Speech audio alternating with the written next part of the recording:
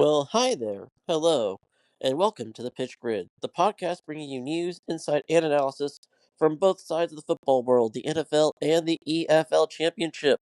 This episode is going to be a crazy one, ladies and gentlemen. We're going to be talking about the divisional round, some epic games, including Bills, Broncos, and Rams, Bears that had tons of key moments and crazy, crazy scenes. We had blowouts and disappointing performances, including CJ Stroud and Josh Allen. And of course, we're going to look at the coaching carousel, including John Harbaugh getting hired by the Giants and Sean McDermott getting fired by the Bills. And then we'll preview Championship Sunday and then move on to the EFL and the EPL, where we had a crazy weekend of comebacks and crazy last minute winners. The run it is officially on, ladies and gentlemen, as we only have 19 or 20 games left in the EFL Championship season, and the EPL also had us some thrilling games, including Michael Carrick getting Man United a win in the Manchester Derby, Villa failing to take advantage of that loss by City and securing second place for themselves solely, and then Burnley securing a huge point at Anfield. Without further ado, ladies and gentlemen, let's dive on in and go grid side. We had a crazy, crazy divisional round set of games coming up this last weekend. We had the Bills and the Broncos. We had Rams Bears. We had Patriots Texans. And we had the Niners and Seahawks. Now, coming into this weekend, I really thought Rams Bears was going to be the game of the week, and it really did not disappoint. But let's start on Saturday afternoon in sunny Denver as the Bills came in with Josh Allen, hoping to move past the number one seed. And while it might not be considered an upset, they were somewhat of a favorite with a lot of us. I even thought the Bills would come in and pull off this game. It was just a crazy game where you had moments that felt like they were going to be big right after the other, and twists and turns. You saw Josh Allen coming into this game 0-6 in overtime games, and this game went into overtime. So without further ado, let's get on into it. The the main storyline coming out of this, I think, is obviously going to be the call at the end of overtime, obviously, where the Bills are driving, trying to go get some points to win the game after they make Denver punt on the first possession of overtime. However, they get the ball intercepted on a Jaquan McMillan catch, and it was ruled an interception on the field because he took the ball away from Brandon Cooks on a deep ball. Now, mind you, this was Josh Allen's fourth turnover of the game, and really two fumbles, two picks, some of which were very costly mistakes, and most of them were on Allen, to be honest. But this just really, as soon as that ball was caught by McMillan, and yes, I do think it was a catch. There were many refs, including Gene Steratore, Terry McAuley, and even players like Kurt Warner, who all were saying this was an interception, and I truly do think it was as well. Cooks never had full control of the ball as when he went to the ground, and since he didn't, and McMillan just took it away during the fall, and yeah, to me it was an interception, and it as soon as that ball went into McMillan's hands, it was confirmed. You knew Denver was going to go down and win this game because there was no way the Broncos were going to let the Bills have another crack at their defense after what had been a game that it felt like the Broncos were going to pull away with this after taking a 23-10 lead off the back of back-to-back Josh Allen fumbles that led to points that honestly kept the Bills somewhat in the game. If the Broncos scored touchdowns on both of those possessions, one of which only had 2 seconds, so they only could have kicked a field goal, but if they had scored a touchdown off of the other fumble, I do think this game was probably out of reach, and the Bills would not probably have come back like they did. However, the Bills defense stood up, and they were the stars for this Bills team overall. Sean McDermott had them playing really well. They forced a couple of turnovers and made the Broncos work really, really hard for their points. And eventually, though, it just wasn't going to be enough as there were two pass interference calls that set up the Broncos inside the red zone to kick a chip shot field goal to win this game. And now people are going to say this really just honestly it set the stage for another debate about what is the legacy of Josh Allen, because now he's 0-7 in overtime games, and he just cannot seem to get out of the AFC playoffs no matter what happened. And honestly, this feels very damaging for his case to be one of the best quarterbacks of all time, especially considering this was his best shot. He had no Lamar, no Joe Burrow, no Patrick Mahomes in this playoff. And yet he still couldn't beat a quarterback that many were saying was the weakest of the quarterbacks in the AFC playoffs. And now he's going to have to regroup and rebuild because, as we are going to talk about later, Sean McDermott got fired. So now he's going to have to work with a new coach, a new system potentially. There's, I don't know, there's a possibility Joe Brady could get hired as the coach, but I kind of wonder if they're going to go in a different direction. Who knows? Anyways, we'll talk about that later. But coming off of a game where he had 4 turnovers, it's just so disappointing because you feel like he came into this game after the Jags game where everyone was saying, "Oh my goodness, Josh Allen's just an incredible quarterback who can do no wrong," and he's always the savior of this Bills team. But at the same time, you have to feel like Sean McDermott's defense was the hero of this game. They kept Josh Allen in this game over and over and over, and he was able to take advantage of that and get the lead a couple of times and go and take the tying field goal to make sure this game went into overtime. So there, to me, it's a bit of a nuance. Josh Allen is still one of the best quarterbacks in this league. Make no mistake about that. He is a generational talent and one of the most athletic, dynamic players with his hands on the ball in any situation. You always trust him to go down, like Patrick Mahomes or Joe Burrow, to go down, make the clutch plays, and make sure that his team can succeed. And he will drag them if need be. But this game truly felt like also we saw the vulnerabilities of Josh Allen, and we saw the that he cannot always be the one to take his team to the Super Bowl, and that in fact it has to be a team effort. And we saw that the receivers for this Bills team also was not good enough either. The I mean, the Broncos didn't have a ton of sacks in this game at all, but in so I mean, pressure wasn't a huge issue for Allen. It was more batted balls, turnovers, and really just a whole mess of reasons why the Bills just weren't able to get over this hurdle in Denver and maybe go to Foxborough instead of. And honestly, that probably would have been the most ideal situation for them in the AFC Championship game. But now you have Josh Allen questioning his entire legacy. The mythos, I don't think is done. I think, of course, Josh is always going to be seen as one of the best quarterbacks in the league, and he should. But I don't know if he's going to be considered. Honestly, I think he and Lamar are kind of the same plane of where they just can't win the big game. They just can't win the big moments, and when those big lights shine on them, they crack, unfortunately. And he does deserve some accountability for that. But also, when his defense did cost him 2 huge pass interference calls, one of which was ticky tacky, I will admit. But in the end, they were pass interference calls called on the field. And, you in the big moments, that defense didn't help either. It's just such a weird situation where, in some situations, Josh has been at fault for some of these losses, and at times he hasn't. And now the Bills have to regroup once again, and their Super Bowl window feels like it's starting to close a little bit. It really does.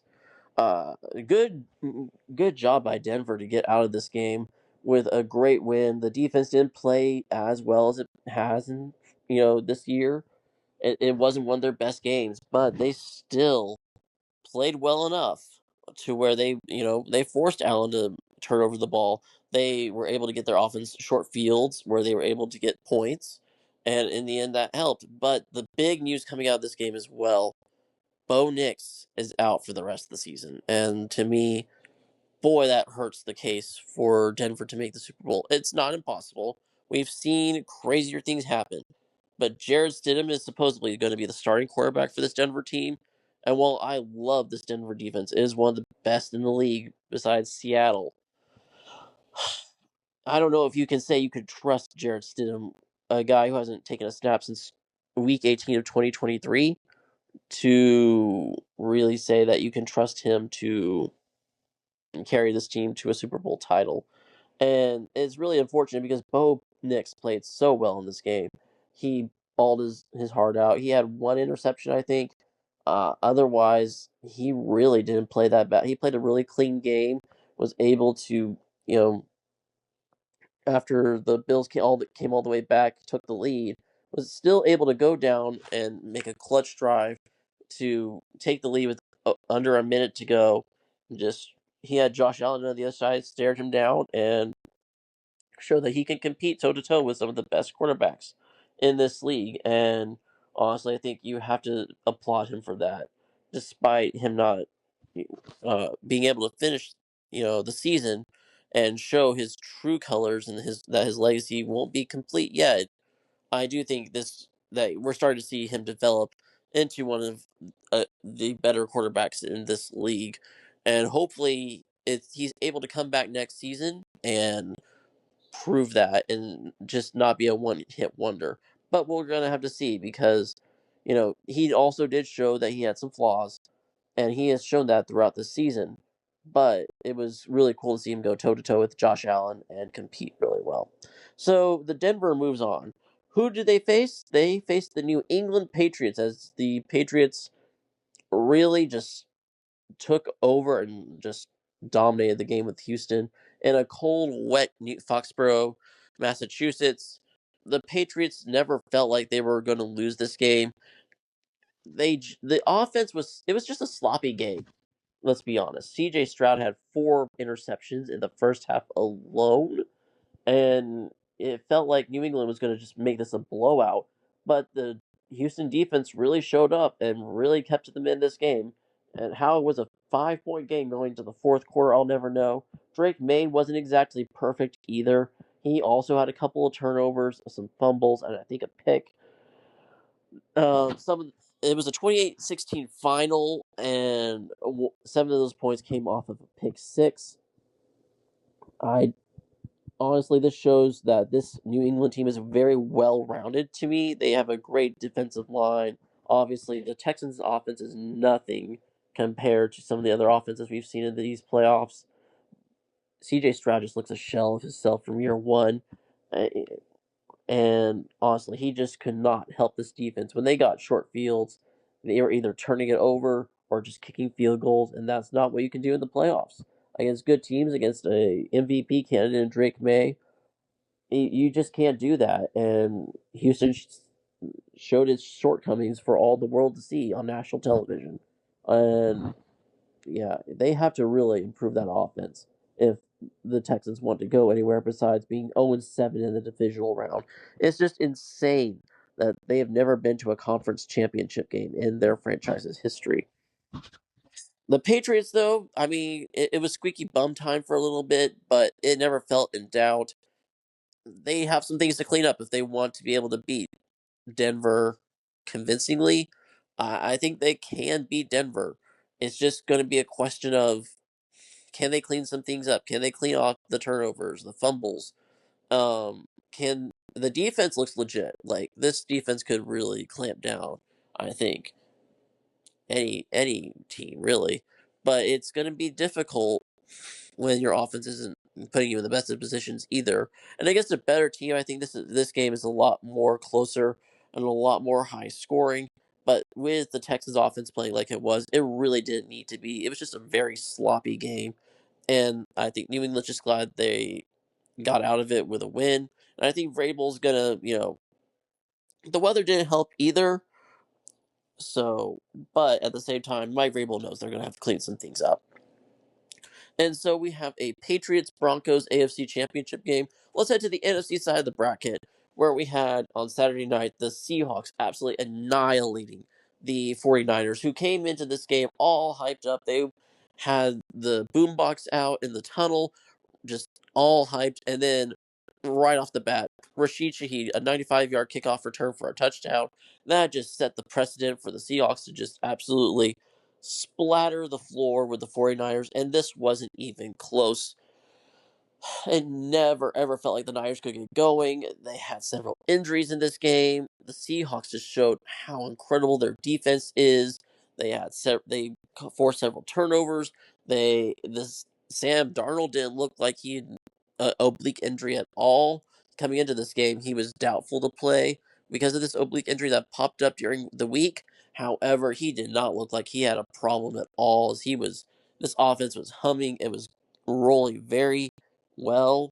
It This Seahawks team just doesn't seem like there's a weakness.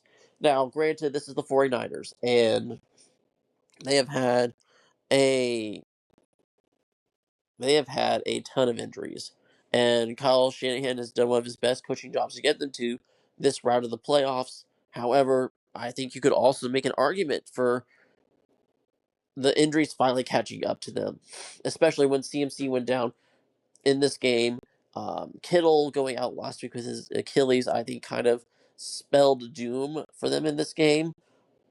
It it just is rough because the Niners had played so well to beat Philly in the last round and really to get to this point of even being able to maybe potentially win the 1 seed in week 18. But you, in the end, against a better team, and I think, definitely could call Seattle a better team, saw that the Niners just can't compete with the better teams.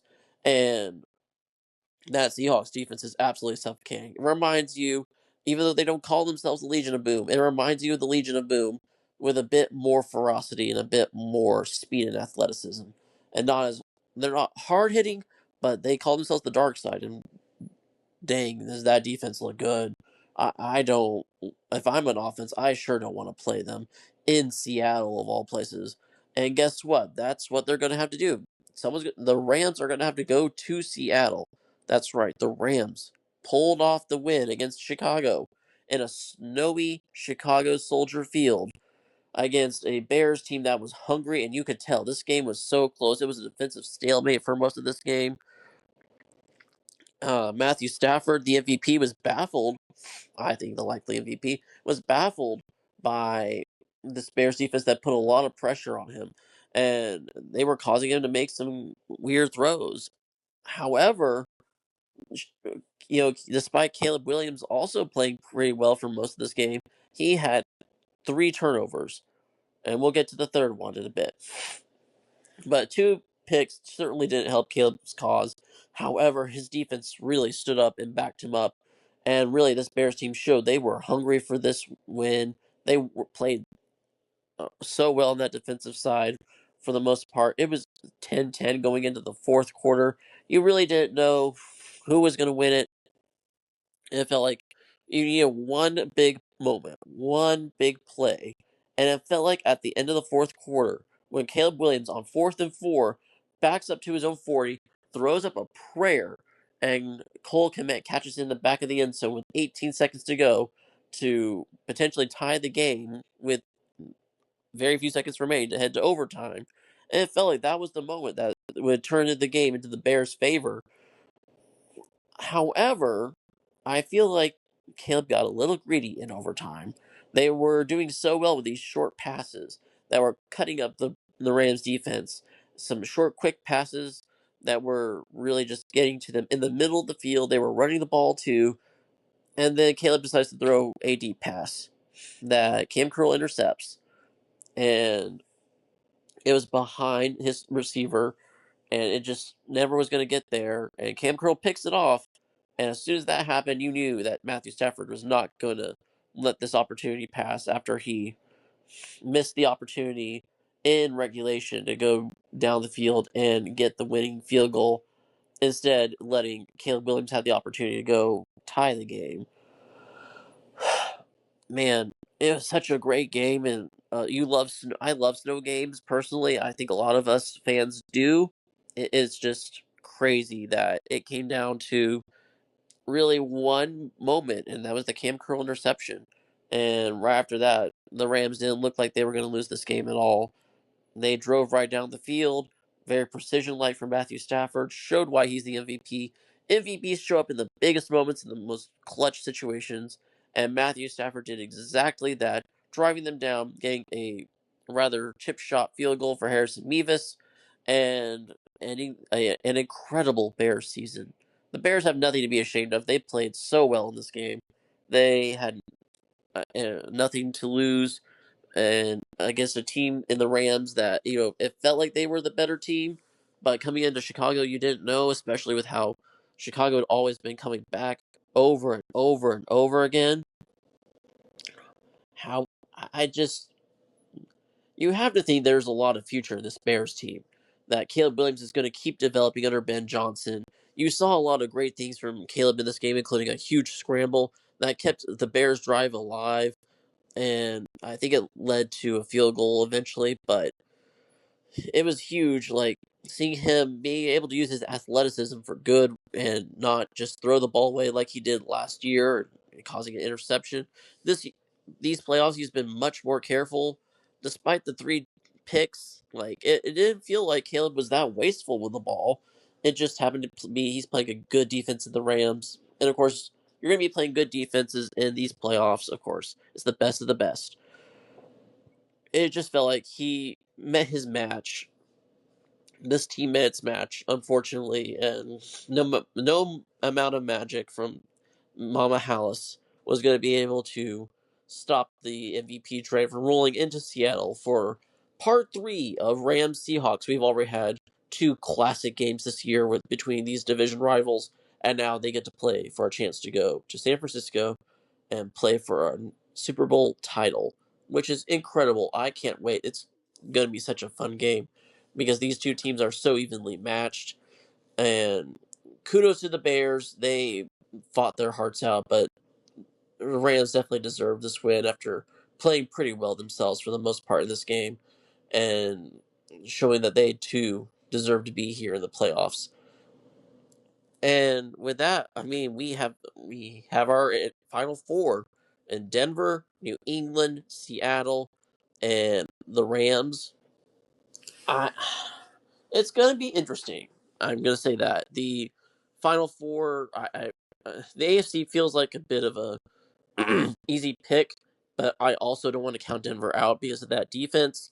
And you never know what Jared Stidham is going to look like. He could come out like prime John Elway and be incredible and lead this Denver team to a Super Bowl, and that would be a crazy underdog story heading into Super Bowl 60. Rams Seahawks on paper jumps out as the game of next week.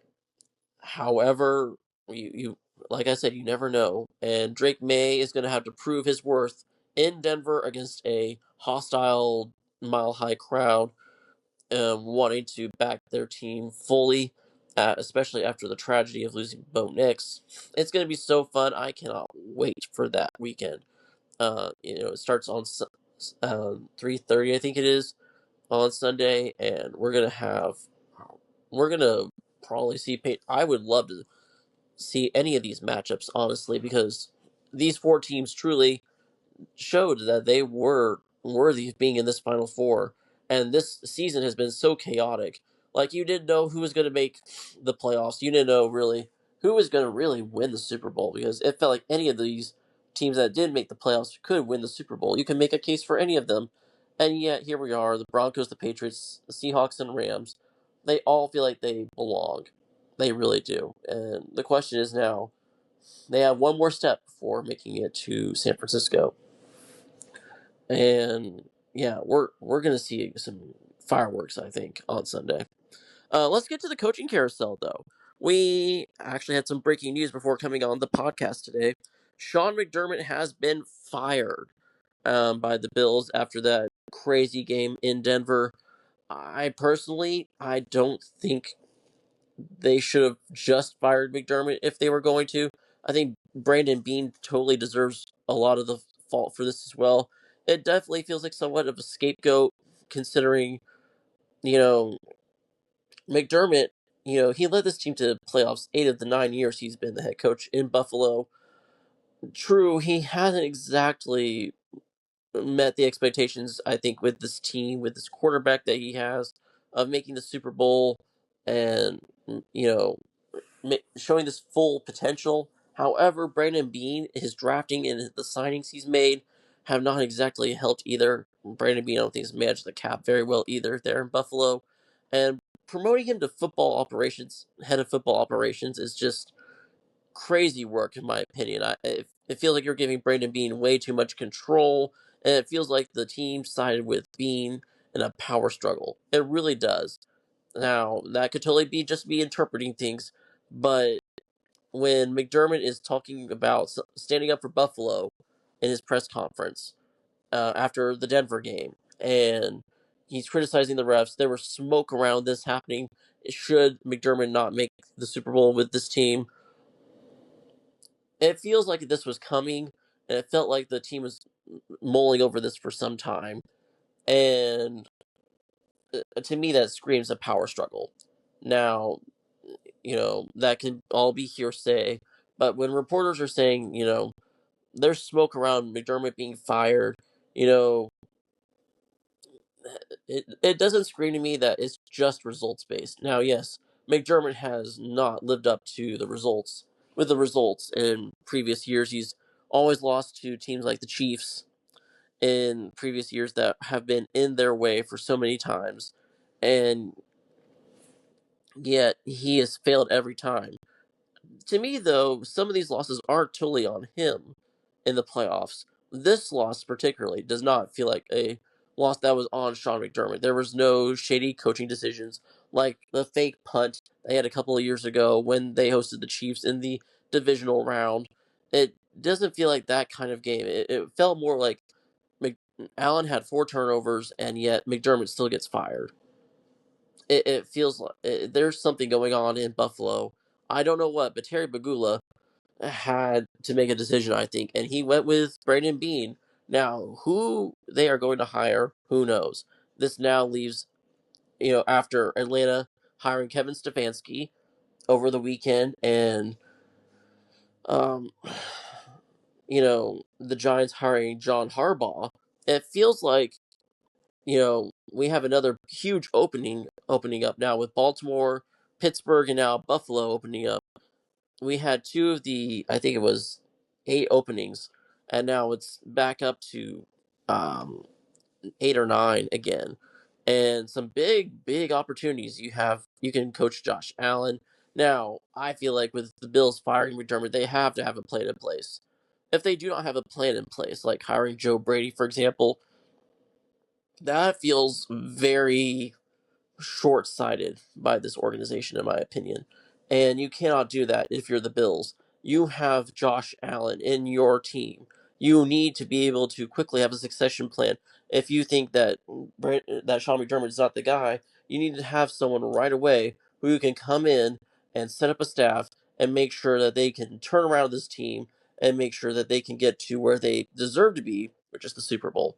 And right now, that does not feel like if the Bills do not have a plan in place and like already are going to be hiring someone soon, it feels very short sighted.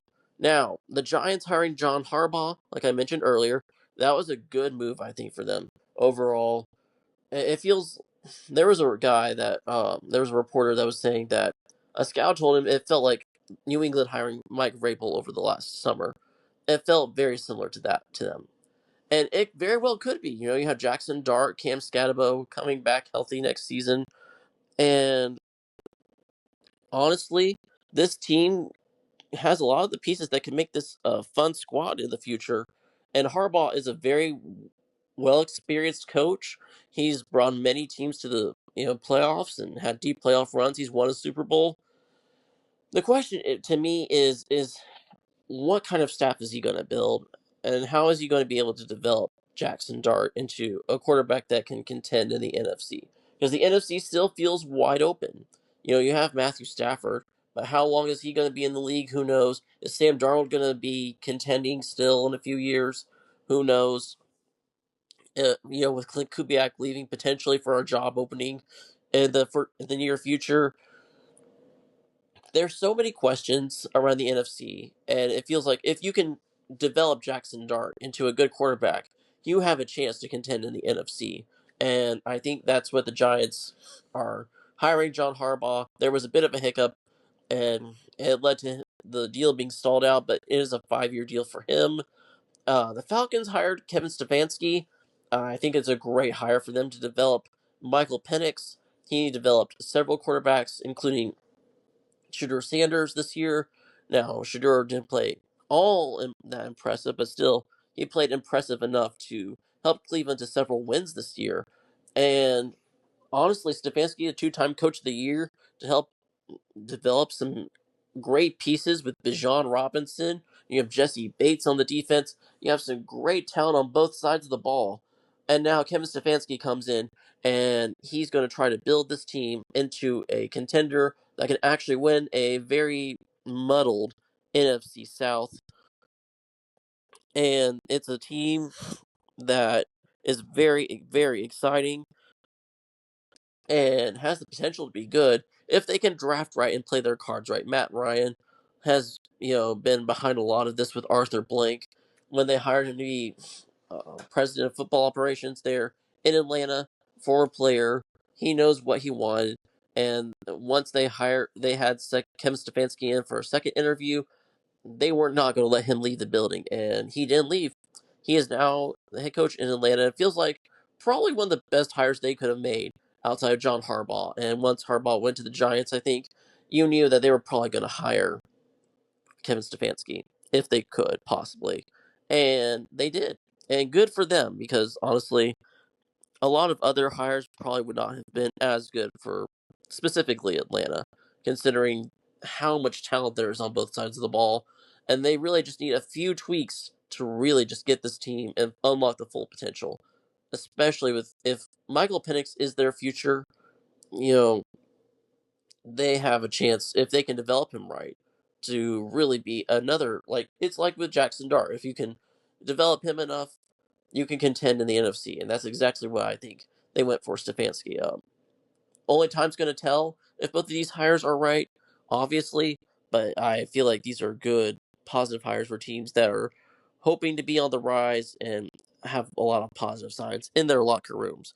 Now, other teams that are looking at potential hires, we have the Titans looking at a top 3 of Matt Nagy, Robert Saleh, and Jeff Hafley, who is also the leading candidate in Miami for their head coaching job, because he has links with their new GM who they hired from Green Bay. So, Jeff Hafley being the defensive coordinator in Green Bay, it would make sense, especially since he's considered the top candidate there in Miami, that he would get hired there. Now, I don't know if that's the best hire for Miami, personally, especially if you want to develop Tua, or if they're moving on from Tua, they need a new quarterback, and they need to hire the right offensive coordinator if that's the case. But if they do hire Hafley, that's a questionable move in my opinion. But the Titans having that top 3, it's a very interesting top 3. Uh, Nagy and Saleh, I think, are probably going to be the leading candidates in that clubhouse. And because Matt Nagy is being looked at as a head coaching job, the Chiefs have requested an interview with Eric Bieniemy to be their offensive coordinator in place of Matt Nagy.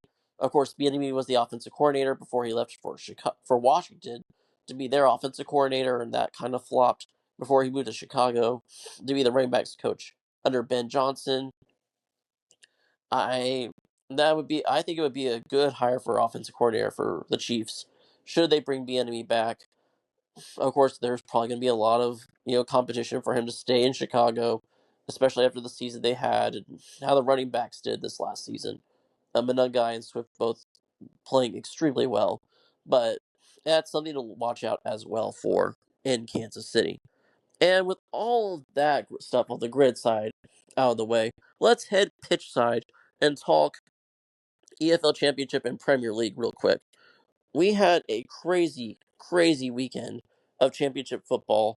We had on Friday night an incredible game, a 5-goal thriller, as Middlesbrough, who led 2-0 at one point in the 70th minute, all of a sudden found this game tied at 2 before Delano Bergsorg slotted in a 90th minute winner to give Middlesbrough all 3 points and help secure second place in the championship. Uh, Coventry City came back from 1-0 down against Leicester City in the M69 derby to take a 2-1 lead and cement a 6 point gap to second, and with Middlesbrough in second place.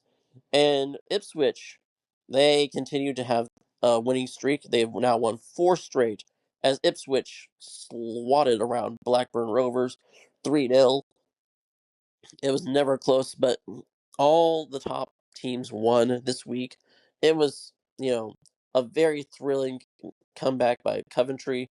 They looked so much better in the second half against Leicester after not really looking that good in the first half, and Leicester really dominated for most of that first half, and obviously had the lead.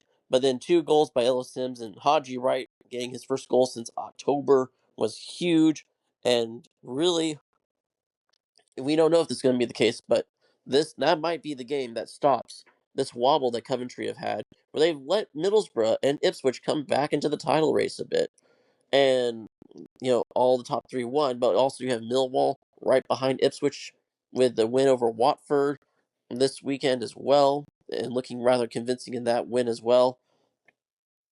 This top 4, it's going to be an interesting race because despite only a 6 point gap between first place Coventry and second place Middlesbrough, you don't really know with only 9 games to go if you know right now, Coventry is on pace with the what is believed to be the 2 points per game average.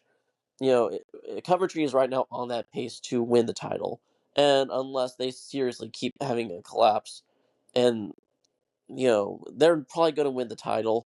Let's be honest. This Coventry team is so good. They got Brandon Thomas Asante back. He played in this game. Victor Torp is back. That's huge for them as well. So it's good to see that they get some key players back. They had SA playing in this game as well, and he looked brilliant for stretches as well. Middlesbrough, they just need to keep winning, honestly.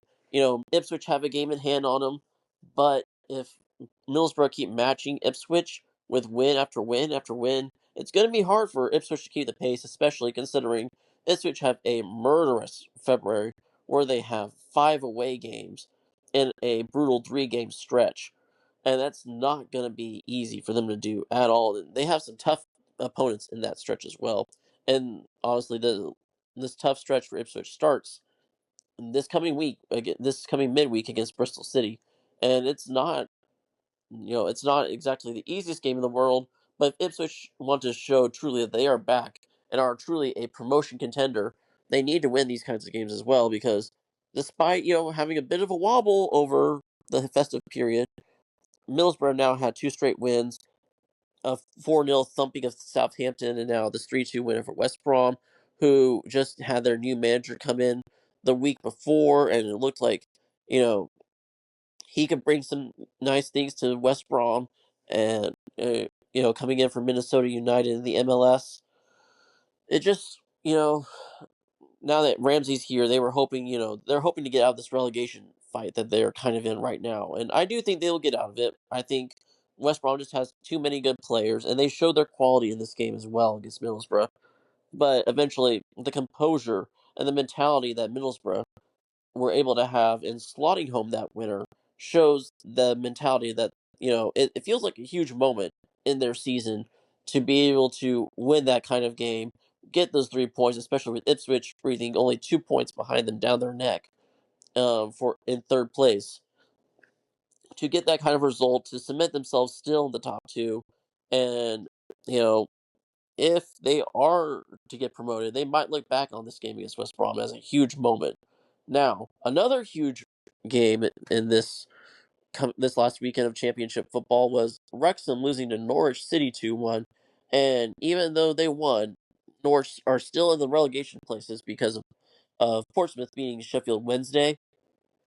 Um, Norwich are looking better and better under Philippe Clement. And this guy just looks so good. The subtext behind this game, though, was Josh Sargent, of course, being sat out of this game by Claremont. because of the whole transfer saga between him and Norwich City. Josh Sargent wanting to get out of Norwich City because he had an $18 million offer from Toronto FC, and Sargent wants to go back home. He's a U.S. men's national team striker. He wants to be back in North America. They just had another kid, he and his wife, so congratulations to them. He wants this move back to America, and Claremont just said, no, you're not going anywhere. And Norwich clearly do not want to sell Sargent because they feel he is a key piece to their survival in the championship. And right now, they're struggling to just get out of the relegation zone. And a player like Sargent would definitely help the case for Norwich to get out of the relegation zone. But now the question is, how committed is Sargent going to be should he keep staying at Norwich City? How disgruntled is he going to be, and how well is he going to play should he stay? That's my big thing. But like Claremont, handled it really well. He wasn't. He didn't make it a huge circus. He was very straightforward. He put Sargent in the under 21s and have him sit out and say, "Hey, this is what's going to happen if you're going to be discontented here." And that's what a good coach does. They handle their situation with class, and they don't make a huge deal over it and make it a tabloid situation. It's just crazy. We knew that Sargent was going to get linked with moves to the Premier League and to MLS. He has been for several years now, but now he actually wants the move. And, should Norwich actually get relegated, which I don't think they will, I think they're better than the relegation zone, especially under Claremont. They're showing a lot of promise. But, should they get relegated, there's a relegation clause, apparently, according to Tom Bogert, in Sargent's contract that would make it a hefty discount for anyone to come and swoop in for him. So at the same time, while it's great that Norwich need him and they're handling this rather well, you know at the same time, like, you're a team that can get $18 million from Toronto. Like, as how much more do you want? Obviously, he's one of the premier players in the championship, but like, man, 18 million is hard to pass up. And if they do pass it up, how is the situation going to look like at the end of this transfer window on February 2nd? Well, time is only going to tell, because it's something to keep an eye on, especially if Sargent stays. He's healthy, he can play. He just you know hasn't in a while because of this whole situation. And he is one of the top players and missing big chances on goal this season. Him and Tommy Conway of Middlesbrough. And it's huge that Josh Sargent, who's usually so clinical, has missed so many big chances. And them I think they're hoping to I think they're hoping that he can turn around this form and really help the Canaries get out of the relegation zone. But if he's still disgruntled by the end of the season, I bet he moves on. It's just a crazy situation. One to keep an eye on, definitely. Birmingham City, Tom Brady's Birmingham City, they got a huge point against Swansea. They were down for most of this game against a team that had won 7 straight games. And, they came in, and with Birmingham City, they have not been that great on the road this year, but they were able to pull out a point, and it feels huge for this team, especially considering, they just signed a striker today. Um, but like, it's huge considering the rut that Birmingham were in on the road and just not picking up any points.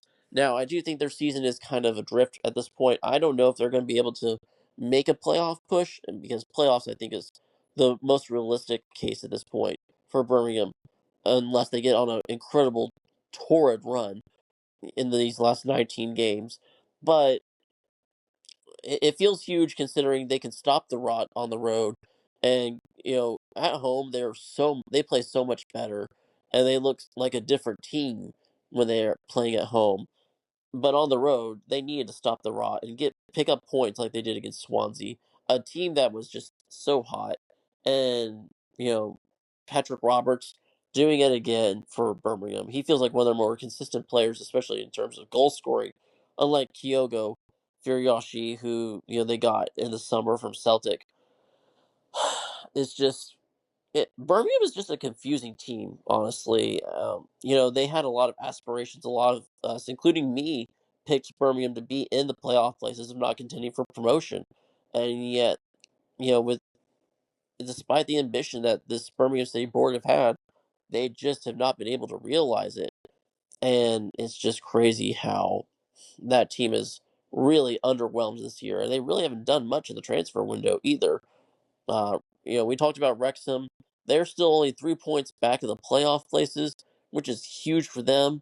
But at the same time, results like losing to Norwich is not going to help their case if they want to make a playoff push either. They haven't done much either. They actually signed James McLean, their captain, to Irish side, I believe. So that's a huge move as well. It's going to be interesting to see how this Wrexham team fares now, especially that Kiefer Moore comes back from injury. I mean, without him, they've actually been playing rather well. So it's kind of interesting. Going to be interesting to see if they can be better with him in the lineup. And he's been their leading goal scorer and such. So Wrexham and Birmingham City, the two Hollywood sides, they've had contrastingly different seasons. Wrexham started slow, now are actually on the up. Birmingham they started hot and are now just l- treading water at this point and just hoping to not get in a relegation fight. And I think both are going to stay up in the championship. I think both have done really well to, make sure that happens. But I don't know if either are going to actually make the playoffs. Of the two, I think Wrexham's the more likely to. But, it's going to be interesting to see these two contending to see which does better in the long run. Let's go to the Premier League real quick. Man United, they hired Michael Carrick, former Middlesbrough manager, as their interim manager for the rest of the season, and he instantly had a huge impact as Manchester United got a 2-0 win over their Manchester rivals, Manchester City, winning 2-0 at Old Trafford to and really just outplaying City off the pitch. Like this game wasn't even close. If you watch this game on the film, the City never looked like they could get going. Erling Haaland was off his game. They were not defending well. Two critical mistakes. Clinical counterattack are really the difference between City and United. United looked more like what Man City would do, honestly, in most cases in previous years. And it's the opposite of the same fixture when they were at the Etihad earlier this season. It really felt like this game could have been 8-9-0, but it wasn't in favor of United. And, it felt kind of like that way, but the reverse for City when they were at the Etihad. And City felt like they could have been up by much more, but they weren't. United was able to take their a couple of chances, including on that clinical counterattack off of a Manchester City free kick.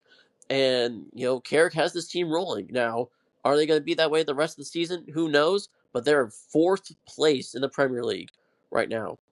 A Champions League place for Manchester United. Who would have seen that coming into this season?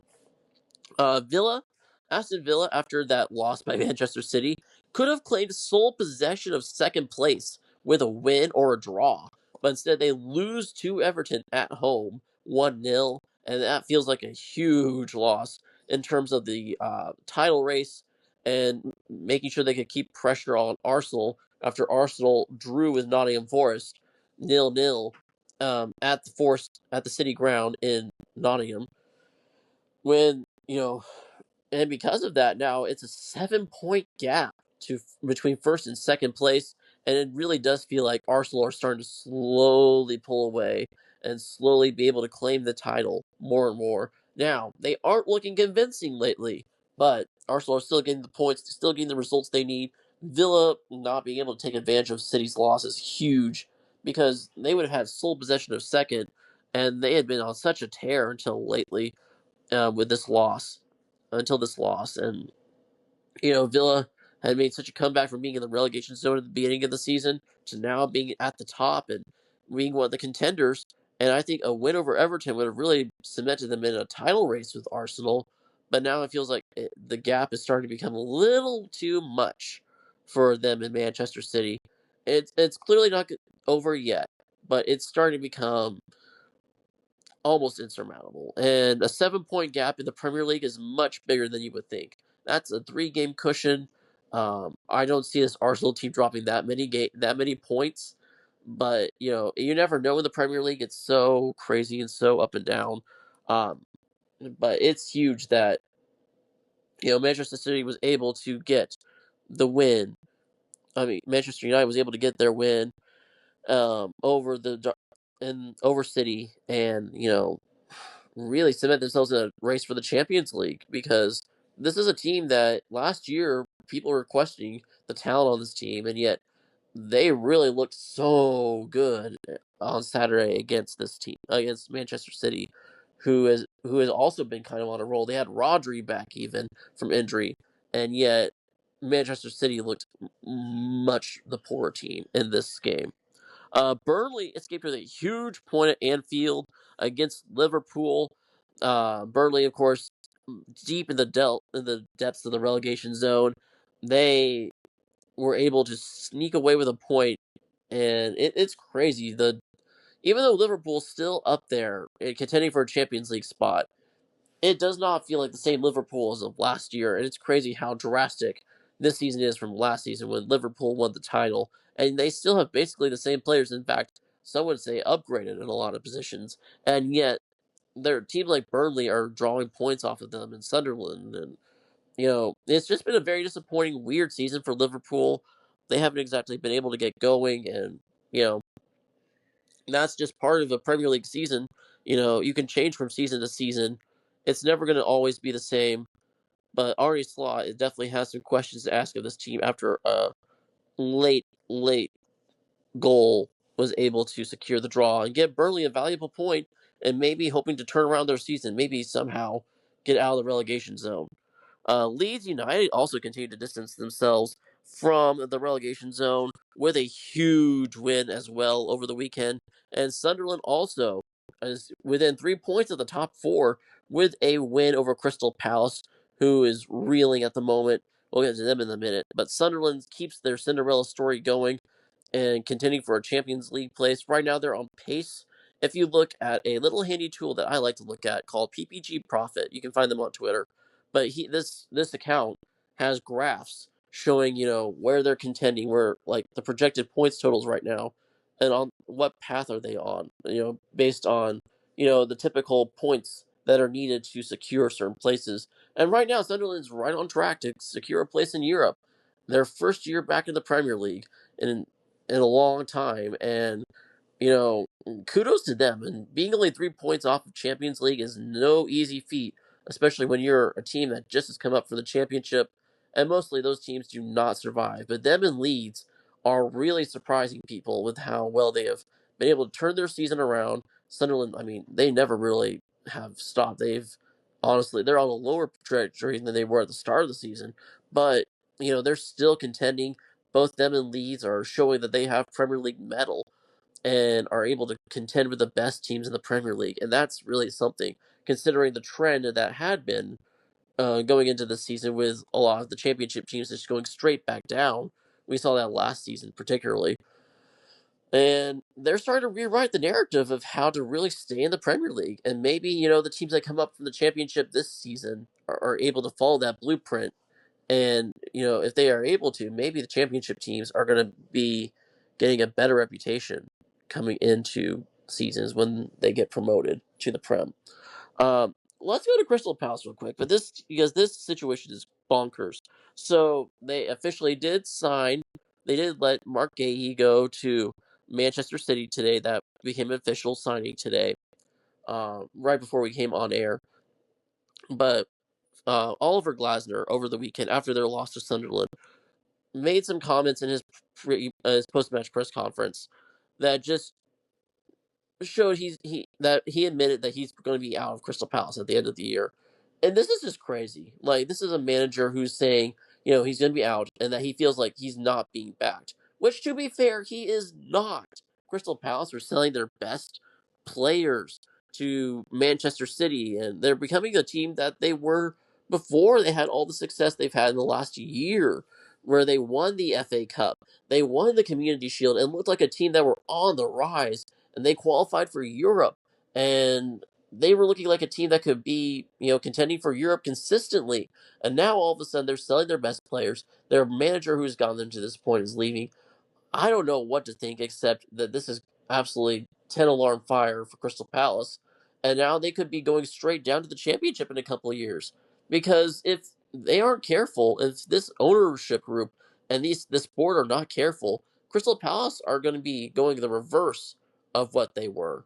And yes, I know Crystal Palace is not one of the big six. They don't have the budget of a Manchester City, a Manchester United, a Tottenham, a Arsenal, or a Liverpool, but still, you're getting these paychecks from European games. And Football Manager is not the same thing, but playing Football Manager, I know the more you play these types of games, the better you are in the Premier League, and you're playing in Europe, the better you are going to be able to fund these teams that you can be able to consistently contend to the Premier League. And it really feels like Crystal Palace is letting their team and their coach down. There's been rumors about this all season about how they've been letting Glasner down, and Glasner's been making comments, and I really don't blame him for feeling disgruntled when you're losing your best players like Mark Gahey and you're losing them to clubs like Manchester City. It just feels like a betrayal to all the hard work that Oliver Glasner has done, and hopefully he's able to find at the end of the season, hopefully he's able to find a place he can manage where he's appreciated, because he's taken Crystal Palace from a team that was considered, consistently mid-table, kind of boring, not much to talk about. He's given Crystal Palace a huge boost and has been able to take them to contending for Europe, winning trophies that they have not won ever. They won their first ever piece of silverware in their history with the FA Cup last year, and then winning the Community Shield. It looked like they were just on a meteoric rise, and also there is meteorically going the opposite direction, I think, which is so sad to see. And with that, that's it for this episode of the Pitch Grid. Thank you so much for joining us. If you're watching on YouTube, like, subscribe, and hit that bell so you never miss an upload. If you're listening on Spotify or Apple, a rating and follow just goes a huge, long way. We're so glad to be back with another episode. We're so glad to be back from hiatus and giving you the content that you love and enjoy here on the Pitch Grid. We'll be back soon with more chaos, commentary, and coverage from the championship and the NFL. Until next time, stay sharp, y'all.